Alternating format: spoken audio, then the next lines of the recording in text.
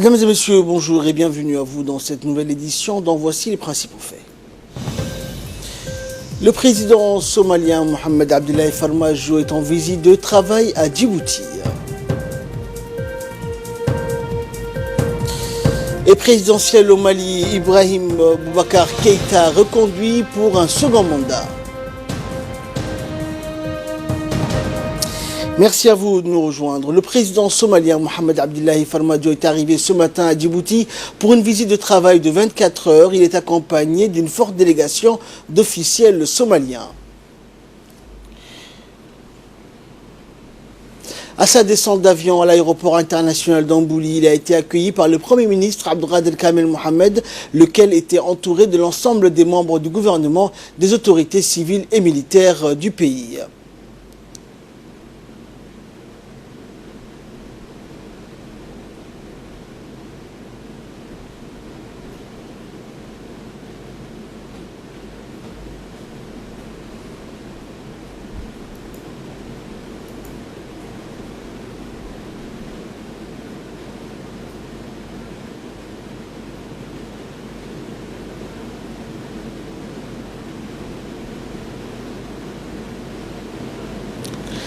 Et la garde républicaine a formé donc une haie d'honneur peu après la descente d'avion du président somalien. Le Premier ministre et le président somalien donc ont ensuite échangé quelques propos au salon VIP de l'aéroport.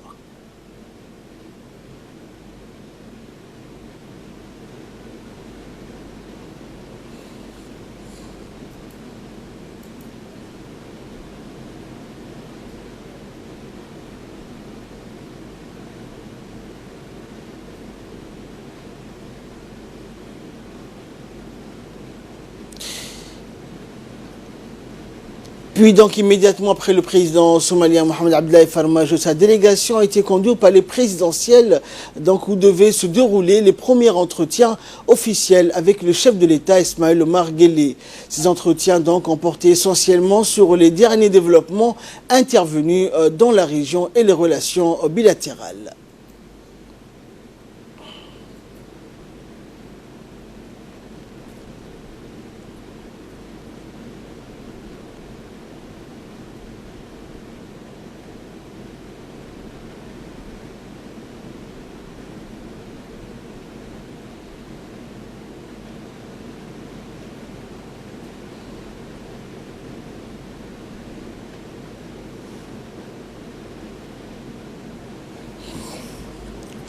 Également dans l'actualité, après avoir effectué les rites du pèlerinage dans la ville sainte de Médine, où se trouve le tombeau de notre bien-aimé prophète Mohammed, paix et salut de Dieu soit sur lui et de ses compagnons, les pèlerins djiboutiens au nombre de 1500 sont donc à la Mecque au lieu du pèlerinage. Et les pèlerins djiboutiens ont effectué la Umrah à la Mecque et se préparent pour accomplir les différents rites du pèlerinage. Rappelant que le ministère des Affaires musulmanes, de la Culture et des Biens Waqf a pris toutes les dispositions pour la réussite du pèlerinage de cette année qui va rassembler donc des millions de fidèles à la Mecque, Mouna et Arafat en dernier. Tous ensemble encadrés par le comité du Hajj djiboutien, les pèlerins djiboutiens chantent donc les louanges du Tout-Puissant et de notre bien-aimé prophète, paix et salut de Dieu soit sur lui, ainsi que les takbir. لا شريك له لبيك اللهم لبيك لبيك لا شريك لك لبيك إن الحمد والنعمة لك والملك لا شريك لك.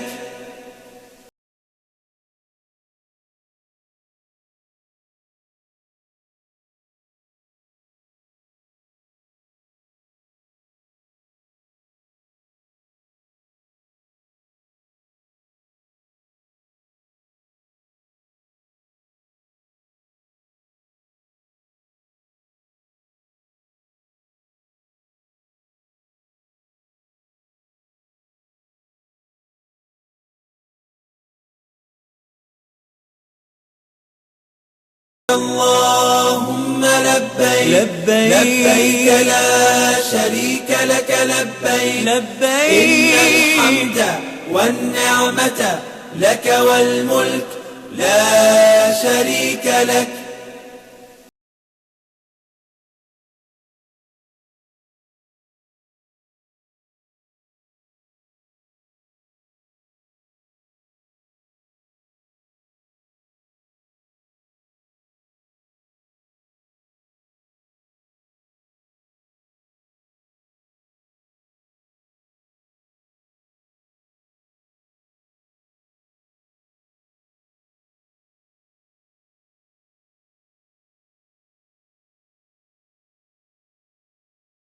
اللهم لبيك لبيك لا شريك لك لبيك إن الحمد والنعمة لك والملك لا شريك لك.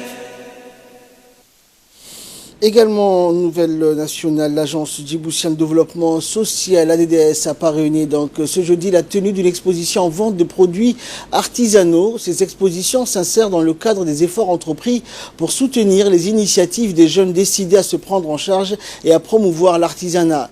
De nombreuses femmes trouvent donc via la confection de produits artisanaux, notamment la vannerie, la réalisation de colliers et bracelets originaux, la présentation d'habits traditionnels pour enfants, d'importantes sources de revenus. Cette exposition en vente vient à point nommé à quelques jours de la célébration de la fête de l'Aïd al-Adha qui va coïncider avec la fin du pèlerinage de la Mecque alors que l'on se prépare à organiser également la foire internationale de Djibouti. Il est à noter que 178 femmes responsables d'ateliers d'artisanat ont été formées sur le design et les couleurs par des représentants de l'ONG internationale Aid to Artisans, une ONG basée à Washington, et elles ont bénéficié d'un fonds de soutien pour concevoir leurs produits, constituer un stock et enfin écouler les marchandises fabriquées. Ces artisanes sont issues de plusieurs quartiers populaires ou zones d'habitation à forte densité humaine. On a fait sur le terrain en partenariat avec une ONG internationale. Et toujours en nouvelles du pays, par la suite, dans une interview accordée à la télévision nationale, les participantes dans cette exposition ont indiqué que l'artisanat joue un rôle crucial pour l'amélioration de la vie quotidienne. On les écoute. Aujourd'hui, comme vous voyez, nous avons réalisé la 4e exposition de l'année 2018 et ce sont des expositions qui sont à succès. Et en fait, nous avons profité d'une journée de porte ouverte organisé par l'ADDS. C'est pour promouvoir les produits artisanaux djiboutiens et confectionnés par les artisans djiboutiennes et formés par, comme vous le savez, l'ONG ATA. Et cette formation consiste à améliorer les savoir-faire des femmes artisanes et le côté design aussi. Et aussi, les artisans ont pu produire des modèles inédits qui n'existaient pas auparavant à Djibouti. Et comme vous voyez, ce sont des modèles qui sont étalés sur les différentes tables que vous voyez. Ce sont des produits de haute qualité qu'on les a triés et nous comptons dans les semaines à venir réaliser d'autres expositions. Et après les CDC d'Al-Hiba et celui de quartier 2, c'est au tour du CDC de quartier 7 de recevoir ce matin un don de manuel scolaire de la part de l'association Al-Fawz. L'événement s'est déroulé en présence du directeur du CDC par intérim et son adjointe, donc, et plusieurs jeunes issus de ce quartier. Le président de l'association Al-Fawz, Kamil Dimbio, et son vice-président n'ont pas manqué de remercier le secrétaire d'État à la jeunesse et au sport pour son engagement constant dans la promotion et l'épanouissement de la jeunesse, et que c'était un honneur pour eux que de prendre part à cet engagement d'octroi de dons. Et quant au responsable des CDC, il a indiqué que ce don qui permettra donc de renforcer les différents niveaux scolaires des jeunes dans le domaine éducatif. Davantage ne s'arrêtera pas ici. Dans les semaines prochaines ou dans les mois prochains aussi, nous allons procéder à des distributions de livres dans les autres CDC de la République de Djibouti et dans les régions de l'intérieur. Et dans le cadre de l'organisation du tournoi régional de football à Tadjoura, une délégation de la Fédération djiboutienne de football conduite par le président de la Ligue régionale, Mohamed Roufa, et son vice-président s'est déplacé sur place donc pour dispenser quelques conseils pratiques sur le plan organisationnel et technique, notamment à l'endroit des entraîneurs et des arbitres. En outre, une formation d'initiation donc aux règles d'arbitrage et l'entraînement de base a été lancée au profit d'une trentaine de jeunes natifs de la ville blanche. Cette formation est animée par des experts chevronnés, tous djiboutiens. Aujourd'hui, nous sommes dans la région de Tadjoura plutôt. Nous sommes à Tadjoura ville pour lancer la formation des entraîneurs, des arbitres et responsables administratifs des différentes footballs régionales que nous avons initiés il y a plusieurs années. Donc nous sommes en pleine formation. Et enfin, page nécrologie, suite au décès de feu Abdullahi Boulale Meranedi à Doche, survenu hier dans un accident de circulation. Le préfet de la région d'Ikil, Mohamed Chirou, adresse en son nom propre celui du personnel de la préfecture et de toutes les Dikiloises et Dikilois ses sincères condoléances à la famille du défunt, à ses proches et l'ensemble des chefs coutumiers de la région. Le ministre de l'Intérieur, Hassan Omar, le ministre de l'Équipement et des Transports, Mohamed Abdelkader Moussa, le ministre délégué au commerce, Hassan Mohamed, le ministre de l'Habitat, Moussa Mohamed Ahmed, l'entrepreneur originaire de Dikil, donc Hussein Gamache, et le président du conseil régional, Abdelrahman Younis, et l'ensemble des parlementaires de la région de l'unité adressent également leurs condoléances à la famille du défunt et à ses proches. Indépendantiste donc de première heure et chef coutumier de la région, feu Abdullahi Boulale Merane a servi au sein des forces armées djiboutiennes, puis la préfecture de Dikil en tant qu'auxiliaire de l'administration. Il a ardemment œuvré pour l'unité nationale et la cohésion sociale et l'entente entre les diverses communautés. Le défunt laisse derrière lui 7 enfants et plusieurs petits-enfants. Nous prions les très hauts de lui accorder sa miséricorde et de l'accueillir dans son paradis éternel. Inna lillahi wa inna ilayhi raji'un. En nouvelles du monde à présent avec Fardous Hussein. Bonjour Fardous. Alors, présidentiel au Mali, Fardous, Ibrahim Boubacar Keïta est reconduit pour un second mandat. En effet, Ahmed, l'on s'attendait un peu déjà. Ibrahim Boubacar Keïta a remporté le second tour de la présidentielle. Il arrive ainsi en tête avec 67,17% des suffrages face à Soumaïla Cissé, crédité de 32% des suffrages. Ces résultats doivent désormais être validés par la Cour constitutionnelle. Les missions d'observatoire ont pour leur part déploré de nombreux incidents ayant émaillé le scrutin, tout en saluant l'amélioration de son organisation au second tour. Lundi, donc 13 août, le gouvernement a indiqué qu'aux 490 bureaux de vote sur les 23 000 prévus n'avaient pu ouvrir la veille pour des raisons de sécurité. Ils étaient 871 au premier tour. Également dans l'actualité internationale, après le drame, l'Italie décrète l'état d'urgence pour 1 an à Gênes. Oui, Ahmed, le gouvernement italien annonce des mesures après la chute d'un pont d'autoroute à Gênes, en Italie. L'état d'urgence a été déclaré dans la région. Il y a aujourd'hui peu de chances de trouver des survivants. Au moins 39 personnes sont mortes malgré les efforts incessants des équipes de pompiers qui ont travaillé toute la nuit et qui s'affairent toujours avec l'aide de chiens, de pelleteuses dans l'amas de béton, de ferraille gisant le contrebas du pont. Le bilan de victimes sauvées n'a pas beaucoup évolué. On dénombre 39 morts et 16 blessés, dont 9 dans un état grave, ainsi que plusieurs disparus, dont 3 enfants âgés entre 8 à 13 ans figurant parmi les morts. Ce sont environ 35 voitures et plusieurs camions selon la protection civile qui ont été précipités mardi en fin de matinée dans le vide d'une hauteur de 45 mètres dont l'effondrement soudain et inexpliqué d'une portion de plus de 200 mètres du pont Morandi, un ouvrage massif de béton de la fin des années 60 qui a régulièrement dû faire l'objet d'importants travaux. Et au Brésil, le Fardous, malgré son incarcération, Lula dépose sa candidature à la présidentielle. En effet, Ahmed, l'ancien président brésilien, Lula, incarcéré pour corruption à la